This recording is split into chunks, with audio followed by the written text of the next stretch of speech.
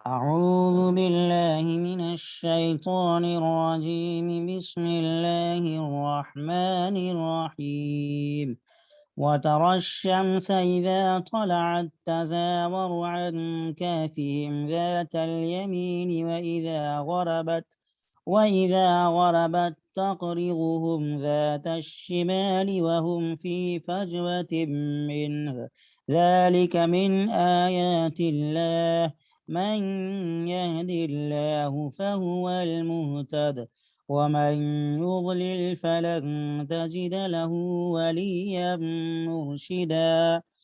وتحسبهم أيقاظا وهم رقود ونقلبهم ذات اليمين وذات الشمال وكلبهم باسط ذراعيه بالوصيد.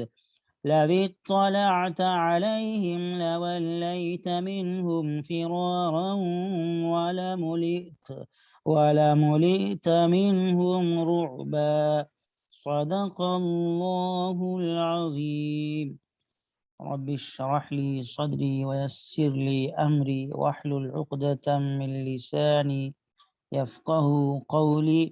رب زدني علما رب زدني علما رب زدني علما. اللهم صل على سيدنا ومولانا وحبيبنا وشفيعنا محمد وعلى آل محمد وبارك وسلم. محترم ناظرین اور عزیز ساتھیوں،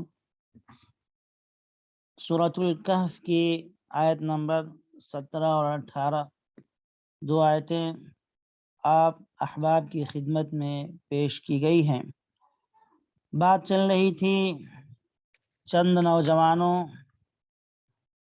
کے ایمانی غیرت اور دین اور ایمان کی حفاظت کے تعلق سے۔ اللہ تبارک و تعالی نے انہی اصحاب کہف کے ایک اور واقعے میں جو سلسلہ واقعے کا چل رہا تھا اس کو ذکر فرمایا ہے کہ ان کو لمبے وقت تک اللہ نے نیند کی کیفیت ان پر طاری کر دی اور وہ سوئے رہے، اور اللہ نے ان کی حفاظت کا سامان کس قدر عجیب و غریب انداز میں کیا، اس کا تذکرہ ہے ان آیات میں۔ اللہ تبارک و تعالی فرماتے ہیں وَتَرَى الشَّمْسَ إِذَا طَلَعَتْ تَزَاوَرُ عَنْ كَهْفِهِمْ ذَاتَ الْيَمِينِ وَإِذَا غَرَبَتْ تَقْرِضُهُمْ ذَاتَ الشِّمَالِ وَهُمْ فِي فَجْوَةٍ مِّنْهُ۔ اور تم سورج کو دیکھتے کہ جب نکلتا ہے تو وہ اس غار سے دائیں جانب ہٹ کر گزر جاتا ہے، اور جب ڈوبتا ہے تو بائیں طرف ہٹا رہتا ہے، اور وہ لوگ غار کی ایک کشادہ جگہ میں سوئے ہوئے تھے۔ ذالک من آیات اللہ، یہ اللہ تعالیٰ کی نشانیوں میں سے ہے۔ من یہدی اللہ فہو المہتد، اللہ جسے ہدایت عطا فرما دیں وہی ہدایت پاتا ہے، اور جسے ہدایت سے محروم رکھیں تو اس کے لیے کوئی مددگار اور راستہ بتانے والا نہیں پائیں گے۔ فلن تجد له ولیا مرشدا۔ بزرگان محترم، ان آیتوں میں اللہ تبارک و تعالی نے اصحاب کہف کے 3 حالتیں بیان فرمائی ہیں، اور تینوں حالتیں عجیب و غریب ہیں، اور ان حضرات کی کرامت ہے، اور ان حضرات کو اللہ تبارک و تعالی نے بطور کرامت کے یہ 3 حالتیں دی ہیں۔ اول یہ ہے کہ وہ ایک لمبے زمانے تک مسلسل سوتے رہے، ان پر نیند کو اللہ نے مسلط کر دیا، اور اس حالت نیند میں بغیر کسی غذا اور بغیر کسی کھانے پینے کی چیز وغیرہ کے وہ زندہ رہے۔ یہ زندہ رہنا اور اتنے لمبے زمانے تک سوتے رہنا یہ سب سے بڑی کرامت ہے اور خرق عادت ہے۔ اس کی تفصیل وہ کتنے برس تک سوتے رہے اگلی آیتوں میں آئے گی۔ یہاں اللہ تبارک و تعالی نے اس طویل نیند کی حالت میں ان کا تو ایک حال یہ بتلایا ہے کہ اللہ تعالی نے ان کو غار کے اندر اس طرح محفوظ رکھا تھا کہ صبح اور شام دھوپ ان کے قریب سے ہو کر گزر جاتی تھی، مگر غار کے اندر دھوپ داخل نہیں ہوتی تھی اور ان کے جسموں پر بالکل نہیں پڑتی تھی۔ قریب سے آپ جانتے ہیں کہ گزرنے کے فوائد بہت سارے ہیں۔ مثلا دھوپ کی وجہ سے جو دھوپ قریب سے گزر جائے تو ظاہر سی بات ہے گرمی کا احساس زیادہ نہیں ہوگا اور سردی کا بھی احساس نہیں ہوگا۔ موسم اس کے اعتبار سے بالکل معتدل رہے گا، درمیانہ موسم رہے گا۔ دھوپ بھی آ رہی ہے اور آ کر کے قریب سے گزر جا رہی ہے، تو دھوپ کی جو تپش اور حرارت ہے، دھوپ کی جو گرمی ہے، وہ گرمی ان کے جسموں پر نہیں پڑتی۔ اور اسی طریقے سے شام کو ڈوبنے کے وقت بھی ان کے قریب سے سورج گزر جاتا ہے۔ تو بہرحال اللہ تبارک و تعالی نے سورج کی گرمی اور دھوپ کی تپش سے ان کے جسموں کی حفاظت فرمائی ہے اس غار کے اندر، اور وہ اس وجہ سے ہے تاکہ موسم بالکل گرم نہ ہو جائے یا بالکل ٹھنڈی نہ بن جائے، بیچ والا موسم رہے اور وہ صحیح اور تندرست رہ سکیں۔ تو اس اعتبار سے اللہ نے یہ ایک پہلا انتظام کیا۔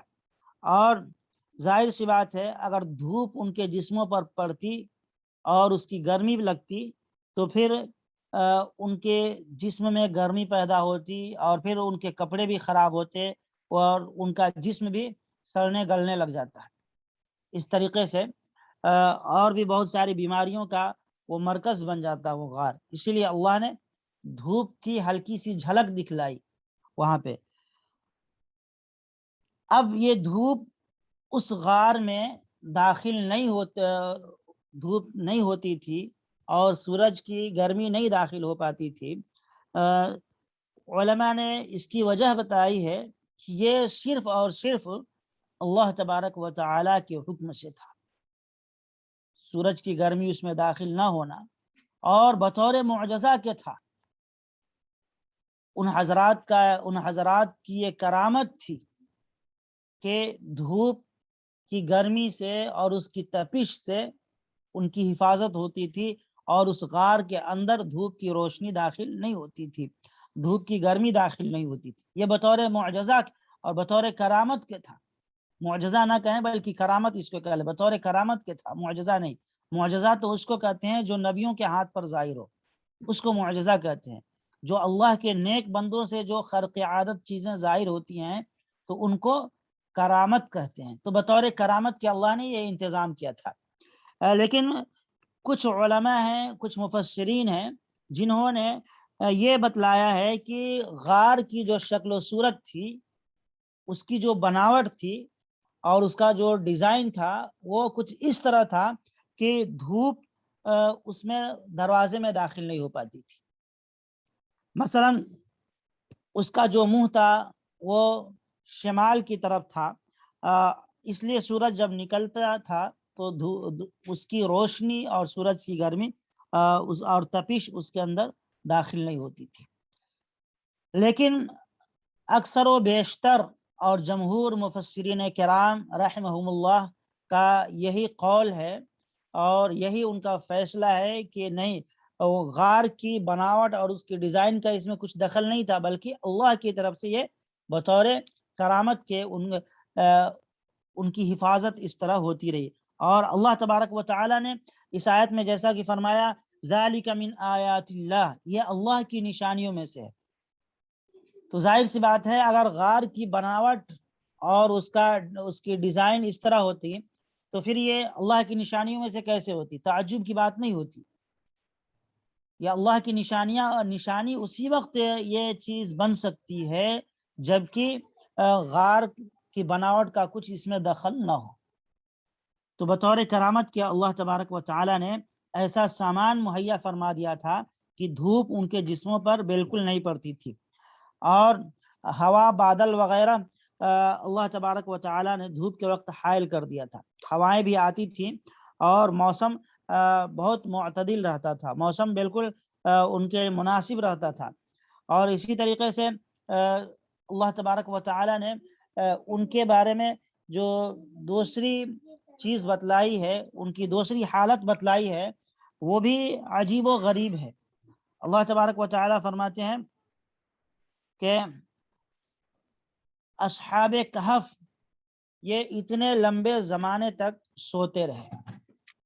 اصحاب کہف کے بارے میں وَتَحْسَبُهُمْ أَيْقَاظًا وَهُمْ رُقُودٌ، جب یہ اتنے لمبے زمانے تک سوتے رہے تو اللہ تبارک و تعالیٰ نے جو نیند کو مسلط کر دیا تھا، تو دیکھنے میں یہ عجیب نظر آتے تھے، ان کے جسم پر نیند کے آثار بالکل نظر نہیں آتے تھے۔ باہر سے کوئی دیکھتا تھا تو ایسا نہیں محسوس ہوتا تھا کہ یہ لوگ بے خبر سو رہے ہیں، بلکہ اللہ نے ایسی حالت بنا دی تھی کہ اگر ان کو کوئی دیکھے تو یہ محسوس کرنے لگے کہ یہ جاگ رہے ہیں، ایسا محسوس ہوتا تھا۔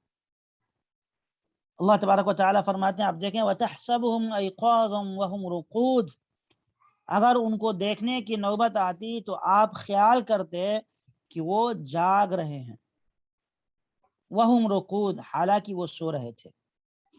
اللہ نے ان کی دوسری کیفیت کو یہاں بیان فرمایا ہے، دوسری حالت ذکر فرمایا ہے کہ وہ لمبے زمانے تک سوتے رہے، مگر اس طرح نہیں سو رہے تھے جیسے عام عادت ہوتی ہے انسانوں کی سونے کی، جب وہ سوتا ہے تو بالکل بے خبر ہو جاتا ہے، بلکہ وہ سو رہے تھے لیکن بظاہر ایسا محسوس ہوتا تھا کہ وہ سب کے سب جاگ رہے ہیں، جاگے ہوئے ہیں، اور باہر سے اگر کوئی دیکھتا تو اس کو ایسا محسوس ہوتا کہ یہ سب جگے ہوئے ہیں۔ کچھ مفسرین کرام نے یہ بات بھی لکھی ہے کہ ان کی آنکھیں بھی کھلی ہوئی تھی۔ جو اصحاب کہف تھے وہ سو رہے تھے غار کے اندر، لیکن ان کی آنکھیں کھلی ہوئی تھی، اور یہ سب بطور کرامت کے تھا۔ اور اسی طریقے سے ان کے بدن میں ڈھیلاپن جو نیند کی حالت میں ہوتا ہے وہ بالکل نہیں تھا۔ آدمی جب سو جاتا ہے تو بدن بالکل ڈھیلا پڑ جاتا ہے، یہ کیفیت ان کے یہاں ان پر طاری نہیں تھی، بلکہ ان کا بدن جگے ہوئے انسان کے مانند بالکل چاق و چوبند رہتا تھا ان کا جسم۔ اور اسی طریقے سے ان کی سانس کے چلنے میں بھی کوئی غیر معمولی تبدیلی نہیں ہوئی تھی۔ بہت سارے لوگ جب سوتے ہیں تو کھراٹے کی آواز آتی ہے، تو یہ کیفیت بھی نہیں تھی، ایک نارمل جگنے والے انسان کی طرح وہ ایسا لگ رہا تھا صرف لیٹے ہوئے ہیں لیکن جگے ہوئے ہیں۔ اور یہ جو حالت جو تھی یہ بھی بطور کرامت کی تھی، اور یہ قسم کی کرامت تھی، اس میں بھی بہت ساری حکمتیں تھی۔ اللہ نے ان کو نیند کا غلبہ ان پر طاری کر دیا، لیکن ظاہری اعتبار سے ایسا محسوس نہیں ہوتا تھا کہ وہ سو رہے ہیں، آنکھیں بھی کھلی ہوئی ہیں اور ان کی سانسیں بھی عام اور نارمل حالات کے اعتبار سے چل رہی ہے۔ دیکھنے والا یہ محسوس کرتا ہے کہ یہ سوئے ہوئے نہیں۔ تحسبهم ایقاظا، اللہ رب العالمین نے خود فرمایا کہ آپ جب دیکھیں گے تو آپ کو ایسا لگے گا کہ وہ جگے ہوئے ہیں، وہم رقود، حالانکہ وہ جگے ہوئے نہیں بلکہ سو رہے ہیں۔ تو یہ اللہ تبارک و تعالیٰ نے نیند کی یہ کیفیت جو ان پر طاری کی، اور دیکھنے والوں کے لیے یہ حالت جو اللہ نے بنائی، یہ بطور کرامت کی تھی۔ اور اس میں ایک حکمت تو یہ تھی کہ ان کی حفاظت ہو جائے، ورنہ کچھ لوگ جو بدمعاش قسم کے ہوتے ہیں اور جن کا مزاج ایک طرح سے لوٹ مار کا ہوتا ہے، اگر ان پر وہی کیفیت رہتی جو عام انسانوں کی کیفیت ہوتی ہے سونے کی حالت میں، تو دوسرے لوگ ان کو سویا ہوا سمجھ کر کے ان کے سامان وغیرہ کو لوٹ لیتے، ان پر حملہ کر سکتے تھے۔ تو اللہ تبارک و تعالیٰ نے ایسی کیفیت بنا دی، ایسی حالت بنا دی کہ دیکھنے والا یہ سمجھے کہ بھائی جگے ہوئے ان کے قریب نہ جائیں۔ اور اللہ تبارک و تعالیٰ نے ایک اور حفاظت کا سامان ان کے لیے وہاں مہیا کیا تھا، وہ ہے وَنُقَلِّبُهُمْ ذَاتَ الْيَمِينِ وَذَاتَ الشِّمَالِ، کہ ہم دائیں بائیں ان کی کروٹیں بھی بدلوا رہے تھے۔ اللہ تبارک و تعالیٰ نے یہ بھی بطور کرامت کے انہیں عطا فرمایا تھا کہ ہر طرح سے ان کی حفاظت کا انتظام ہو جائے۔ دائیں بائیں جب کروٹ بدلتے رہیں گے تو اگر کوئی انسان وہاں پہنچا تو وہ دیکھ کر کے سمجھ جائے گا کروٹ بدلنے کی وجہ سے کہ بھائی یہ سوئے ہوئے نہیں ہیں بلکہ یہ جگے ہوئے ہیں، تو اب وہ ان کے قریب نہیں جائے گا، ان پر حملہ کرنے کا ارادہ جو اگر ہوگا تو وہ ترک کر دے گا۔ تو غرضے کی اللہ رب العالمین نے ہر طرح سے ان اصحاب کہف کی حفاظت کا سامان وہاں پہ مہیا فرما دیا۔ نیند بھی اس حالت میں دی کہ بظاہر وہ جگے ہوئے ہیں، اور پھر ایسی حالت پیدا فرما دی کہ وہ کروٹیں بدل رہے ہیں۔ اور آپ غور کریں گے تو کروٹ بدلنے میں ایک فائدہ تو یہ بھی ہے کہ دوسروں سے حفاظت ہو سکے، اور دوسرا فائدہ جو ایک اہم فائدہ ہے وہ یہ ہے کہ اگر انسان کروٹ نہ بدلے اور لمبے زمانے تک ایک ہی کروٹ اسی طرح لیٹا رہے تو ظاہر سی بات ہے کہ مٹی اس کے جسموں کو کھانے لگے گی، اس کا جسم مٹی سے لگے لگے سڑنے گلنے لگے گا، اور جسم میں پھوڑے پھنسیاں پیدا ہونے لگیں گے، جسم میں زخم نکلنے لگیں گے۔ کیونکہ جب جسم ایک ہی کروٹ پہ ایک ہی سائیڈ میں رہے گا اور مٹی سے لگا ہوا رہے گا غار کے اندر، تو اس سائیڈ میں آکسیجن کی سپلائی کم ہوگی، آکسیجن وہاں صحیح طور پہ نہیں مل پائے گا اس حصے کو، تو ظاہر سی بات ہے جب آکسیجن کی کمی ہوگی تو کئی طرح کی بیماریاں جسم میں پیدا ہو سکتی ہے۔ اسی لیے اللہ رب العالمین ان کی کروٹ بھی بدلوا رہے ہیں، اور فرماتے ہیں وَنُقَلِّبُهُمْ ذَاتَ الْيَمِينِ وَذَاتَ الشِّمَالِ، کہ ہم ان کے کروٹیں بھی بدلواتے رہے۔ وَكَلْبُهُمْ بَاسِطٌ ذِرَاعَيْهِ بِالْوَصِيدِ، اور ان کا کتا جو چوکھٹ پر اپنے دونوں ہاتھ پھیلائے ہوئے تھا، ان کا کتا چوکھٹ پر دونوں ہاتھ پھیلائے ہوئے تھا، اگر آپ ان کو جھانک کر دیکھیں تو پیٹ پھیر کر بھاگ کھڑے ہوتے، اور آپ کے اندر ان کی دہشت سما جاتی، ان کا خوف اور ڈر آپ کے اندر سما جاتا۔ یہاں عزیزان محترم کتے کی بات ہو رہی ہے کہ ان کا کتا جو تھا وہ اس غار کے دہانے پر، غار کے منہ پر اپنے دونوں ہاتھوں کو پھیلائے ہوئے بیٹھا تھا۔ وَكَلْبُهُمْ بَاسِطٌ ذِرَاعَيْهِ بِالْوَصِيدِ، ذراع کہتے ہیں ہاتھ کو، تو وہ چوکٹ پہ اپنے دونوں ہاتھ کو پھیلائے ہوئے بیٹھا تھا۔ لَوِ اطَّلَعْتَ عَلَيْهِمْ، اللہ تبارک و تعالیٰ فرماتے ہیں اگر آپ جھانک کر کے دیکھیں گے تو آپ کے اندر خوف پیدا ہو جائے گا، ڈر کر کے بھاگ جائیں گے، ان کی دہشت آپ کے اندر پیدا ہو جائے گی۔ یہاں عزیزان محترم آپ کے ذہن میں ایک سوال آ سکتا ہے، اور تمام شرکاء کے ذہن میں سوال پیدا ہو سکتا ہے کہ صحیح حدیث میں کتے کی ممانعت آئی ہے، اور یہ کہا گیا ہے کہ جس گھر میں کتا رہتا ہو یا جاندار کی تصویر ہو تو فرشتے اس گھر میں داخل نہیں ہوتے۔ بالکل صحیح حدیث ہے، بخاری میں بھی ہے اور دوسری احادیث کی معتبر کتابوں میں یہ حدیث موجود ہے۔ تو اب اصحاب کہف کہ اس غار میں یہ کتا کیوں تھا جبکہ کتے کی ممانعت ہے؟ ان اللہ والوں نے اور ان نیک بندوں نے اپنے ساتھ کتے کو کیوں لیا تھا؟ تو اس کا ایک جواب تو علماء نے یہ دیا ہے کہ ہو سکتا ہے کہ کتا کا جو حکم ہے اور اس کی جو ممانعت آئی ہے شریعت میں وہ صرف شریعت محمدیہ کے اندر ہو، اس سے پہلے کی جو شریعتیں تھیں شاید اس میں کتے کی ممانعت نہ ہو۔ حضرت عیسیٰ علیہ السلام کی شریعت لے لیں، یا پھر موسیٰ علیہ السلام یا دیگر انبیاء کرام کی شریعتوں میں علماء نے لکھا ہے کہ شاید کتے کی ممانعت نہ ہو، تو اب ان کے مذہب کے اعتبار سے کتے کا لے جانا اور ساتھ میں رکھنا بالکل درست، گرچہ ہمارے مذہب کے اعتبار سے درست نہیں ہے اس وقت۔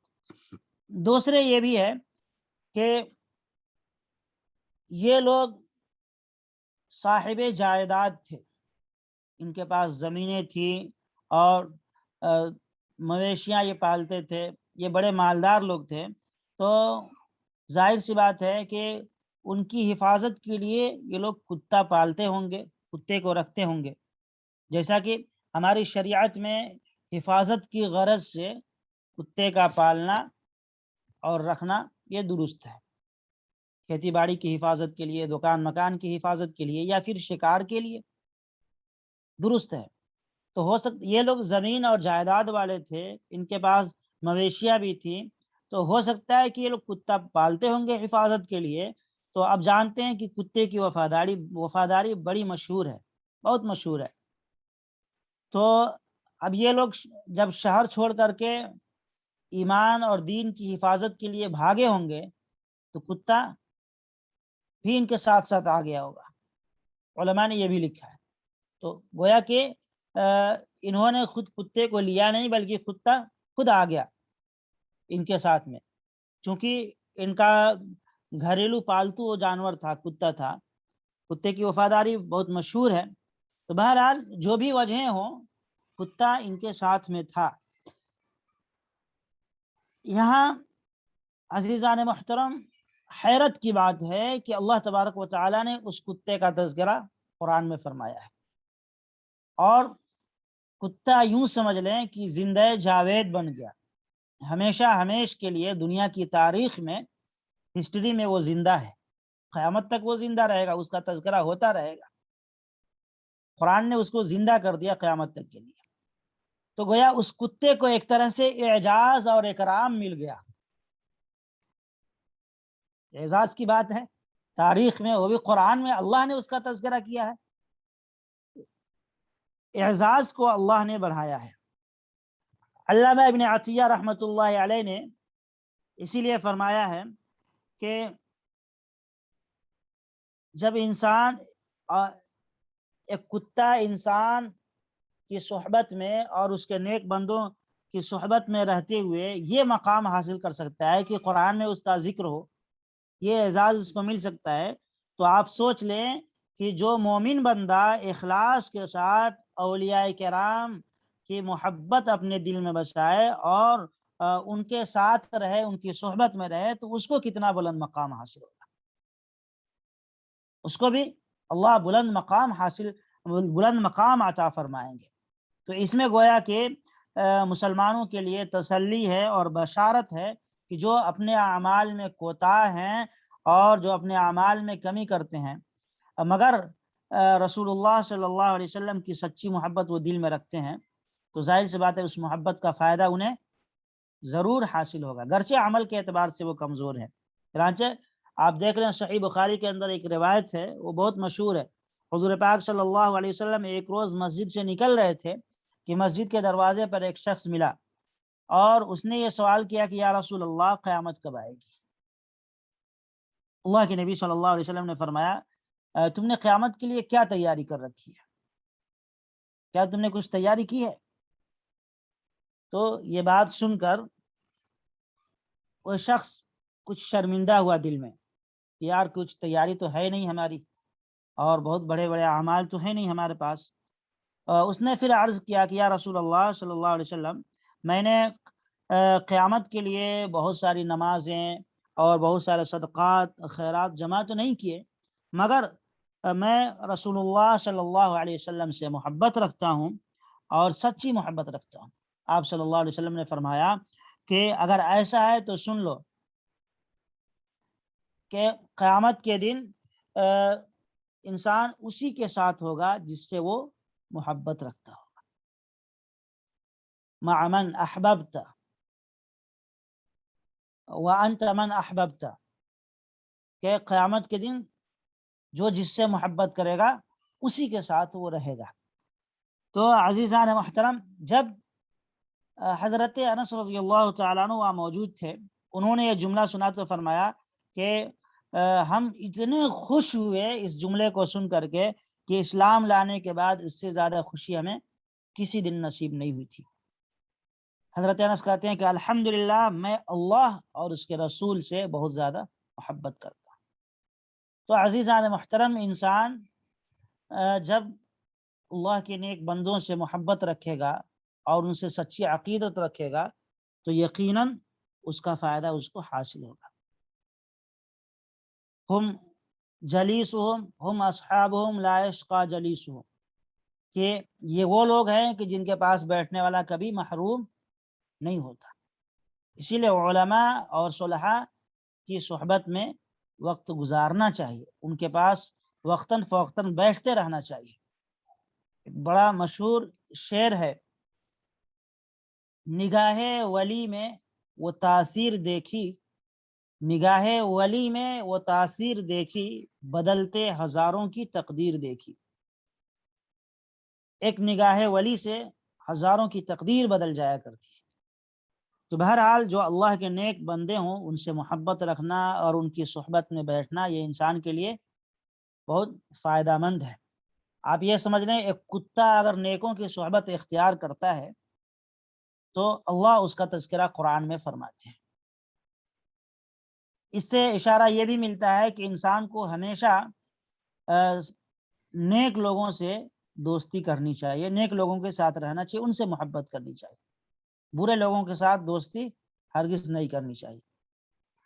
شیخ سعدی شیرازی رحمۃ اللہ علیہ بڑے ولی گزرے ہیں اور بڑے زبردست و فارسی کے شاعر تھے، ان کی زبان ہی فارسی تھی، ان کی کتاب پڑھائی جاتی ہے، بہت مشہور کتاب ہے۔ انہوں نے اس میں لکھا ہے اصحاب کہف کے کتے کے بارے میں اور حضرت نوح علیہ الصلوۃ والسلام کے بیٹے کے بارے میں انہوں نے تذکرہ کیا اور کہا کہ پیسر نوح با بدا بنشست خاندان نبوتش گم کرد، کہ نوح علیہ السلام کا لڑکا جب برے لوگوں کی صحبت میں بیٹھا تو اس خاندان سے نبوت ہی ختم ہو گئی، کیونکہ وہی وارث تھا۔ تو اب اللہ نے نبوت کا سلسلہ اس میں بند کر دیا۔ اور اصحاب کہف کے کتے کے بارے میں فرمایا ہے کہ اس نے جب نیک لوگوں کی صحبت اختیار کی تو اللہ نے اس کو زندہ جاوید بنا دیا۔ تو بہرحال انسان کو ہمیشہ نیک لوگوں سے دوستی رکھنی چاہیے، بروں سے دوستی ہرگز نہیں کرنا چاہیے، اس کے بہت سارے نقصانات ہیں۔ اللہ تبارک و تعالیٰ فرماتے ہیں لَوِ اطَّلَعْتَ عَلَيْهِمْ لَوَلَّيْتَ مِنْهُمْ فِرَارًا وَلَمُلِئْتَ مِنْهُمْ رُعْبًا، کہ اے میرے حبیب اگر آپ جھانک کر کے دیکھیں گے تو آپ پیٹھ پھیر کر کے بھاگ کھڑے ہوں گے اور آپ کے اندر ان کی دہشت پیدا ہو جائے گی، ان کا رعب اور خوف پیدا ہو جائے گا۔